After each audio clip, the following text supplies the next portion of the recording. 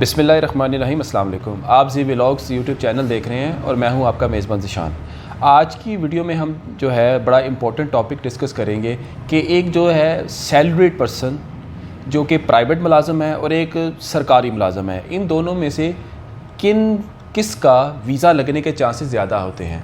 तो आज की वीडियो जो है जी बड़ी इंटरेस्टिंग होने जा रही है, तो वीडियो को एंड तक देखिएगा। देखिए, अगर आप एक प्राइवेट पर्सन की बात करें, जो प्राइवेट पर्सन जो है वो एक किसी प्राइवेट कंपनी में काम कर रहा है और उसकी सैलरी 50,000 है या इससे ज़्यादा है, ये कोई मसला नहीं है, आप वीज़ा अप्लाई कर सकते हैं। इसमें आपने ध्यान इस बात का रखना है प्राइवेट पर्सन ने कि आपकी जो सैलरी आ रही है वो आपको कैश इन हैंड मिल रही है या आपके बैंक अकाउंट में आ रही है। वैसे बैंक अकाउंट में अगर सैलरी आ जाए वो ज़्यादा बेहतर है, लेकिन अगर आपको कैश इन हैंड मिल रही है तो वो भी कोई इशू नहीं है। ये लोग बाज़ का ये सोचते हैं कि जी हमारी सैलरी जो है कैश इन हैंड आ रही है, ये कोई इशू नहीं है। इसको हम आगे मज़ीद डिस्कस करते हैं।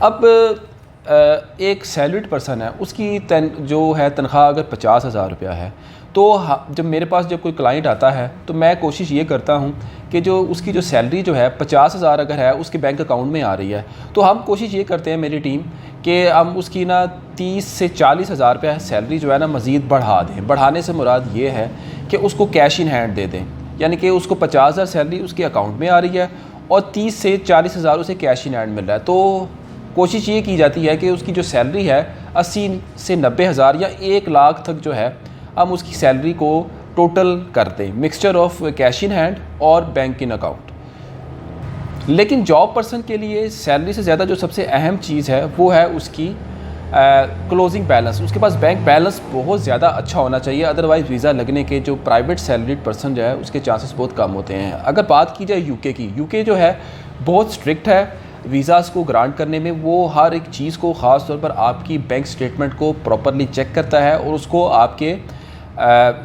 जो इनकम टैक्स की जो रिटर्न जिसको ITR कहते हैं उसके साथ मैच करता है। अगर आपकी अकाउंट में मिसाल के तौर पर यूके का आपने वीज़ा अप्लाई किया, अगर आपके अकाउंट में अचानक कोई हैवी अमाउंट आप एंटर कर दें या आ जाए, तो मिसाल है 15 लाख 20 लाख 25 लाख अचानक आपके अकाउंट में आ जाए, तो आपका ज़्यादातर चांस ये होता है कि आपका यूके का वीज़ा रिफ्यूज़ कर दिया जाता है। अगर आप इसके साथ कोई प्रूफ साबित ना करें तो कि आपको ये रकम कहाँ से आई है, अगर आप साथ प्रूफ लगा दें तो आपका फिर जो है वो कोई इतना इशू नहीं होता है। लेकिन जो दूसरे ममालिक कंट्रीज़ हैं like Japan, USA, Australia, Shenzhen zone वगैरह, वो इस तरह इन चीज़ों को इस तरह इतनी ज़्यादा डिटेल में नहीं जाते।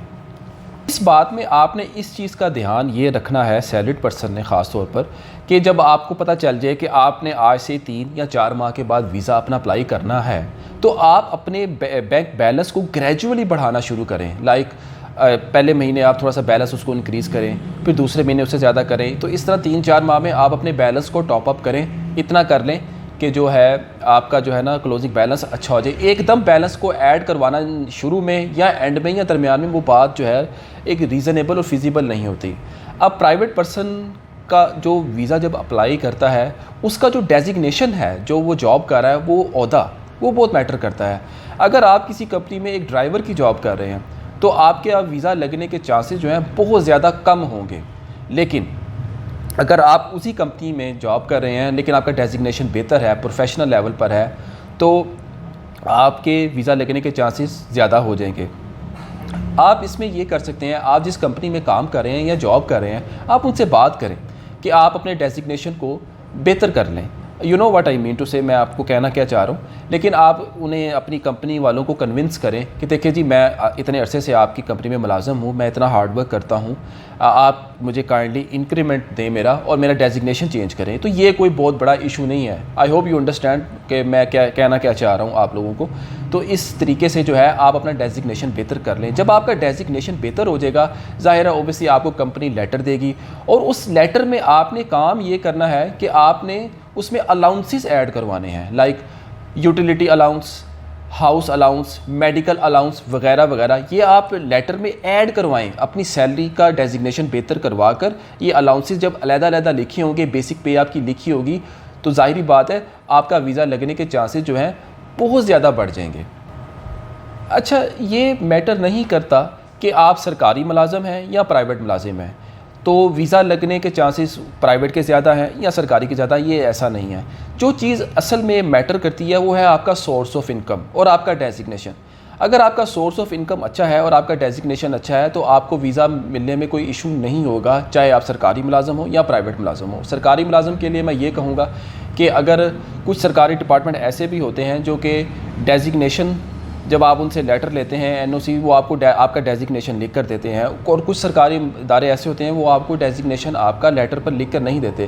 اگر آپ سمجھتے ہیں کہ آپ کے ادارے میں آپ کی جو ہے جان پہچان اچھی ہے، اور اگر آپ سمجھتے ہیں کہ اس میں کوئی لافلی کوئی غلط بات نہیں ہے، تو آپ اپنے سرکاری ادارے سے بھی یہ ان سے ریکویسٹ کر سکتے ہیں کہ جی آپ ہمیں ہمارا ایسا NOC لیٹر دے دیں جس میں ہمارا ڈیزگنیشن بھی لکھا ہو اور ہماری سیلری کا جو ہے سارا بریک ڈاؤن بھی لکھا ہو، جس طرح میں نے ابھی بات کی کہ آپ میڈیکل الاؤنس وغیرہ ڈلوائیں وغیرہ سارا کچھ کریں۔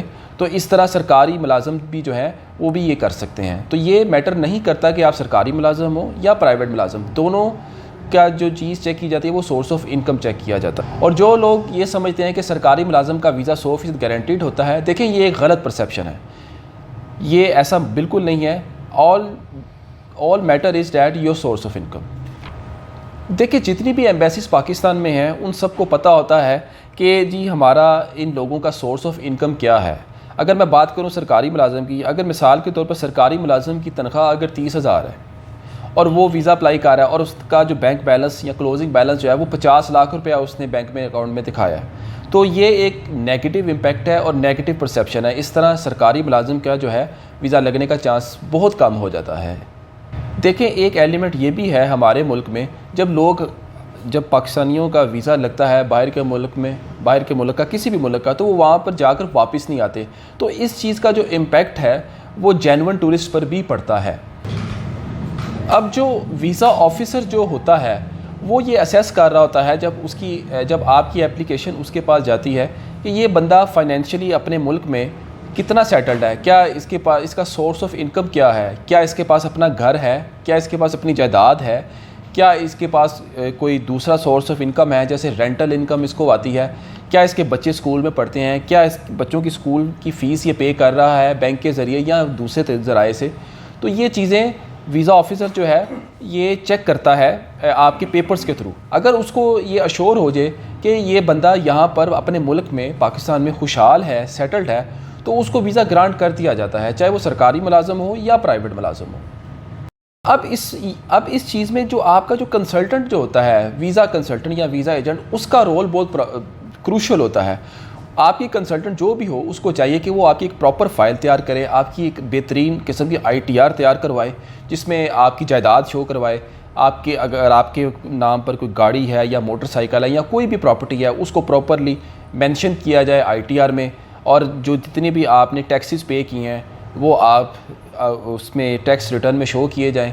تو میں نہیں سمجھتا کہ اگر یہ ساری چیزیں اگر شو کی جائیں، ایک پراپر کنسلٹنٹ آپ کی ایک اچھی پروفائل تیار کرے تو آپ کا ویزا لگنے میں کوئی رکاوٹ آئے گی۔ اب میں بات کروں اگر گورنمنٹ کے لوگوں کی، جو سرکاری ملازم ہے، اگر میں ذاتی طور پر یہ سمجھتا ہوں کہ اگر کوئی گورنمنٹ کا ملازم جس کا سکیل 15 یا اس سے اوپر ہے تو اس کا ویزا لگنے کے چانسز زیادہ ہوتے ہیں۔ اگر اس سے نیچے سکیل ہے تو اس کے ویزا لگنے کے چانسز میرے نزدیک بہت کم ہے۔ دوسری بات یہ ہے کہ گورنمنٹ کے جو لوگ ہوتے ہیں وہ 2 کیٹیگری کے ہوتے ہیں۔ ایک وہ لوگ ہوتے ہیں جو ڈائریکٹ اپلائی کرتے ہیں اور دوسرا انڈائریکٹ ہوتے ہیں۔ مطلب اس کا یہ ہے کہ کچھ لوگوں کو گورنمنٹ اپنے خرچے پر اپنے بہاف پر باہر کے ممالک میں بھیجتی ہے جس کا خرچہ گورنمنٹ خود اٹھاتی ہے، اور دوسرے وہ لوگ ہوتے ہیں جو ملازم تو سرکاری ہوتے ہیں لیکن وہ جاتے اپنے خرچے پر ہیں۔ اس کے لیے ان کو NOC لیٹر لینا ہوتا ہے اپنے ادارے سے، اور وہ اپنی بورڈنگ لاجنگ سارے ڈاکومنٹس ایکسپینسز وہ خود تیار کرتے ہیں۔ تو یہ 2 کیٹیگری کے جو ہوتے ہیں سرکاری ملازم کی کیٹیگری ہوتی ہے جو ویزا اپلائی کرتی ہے۔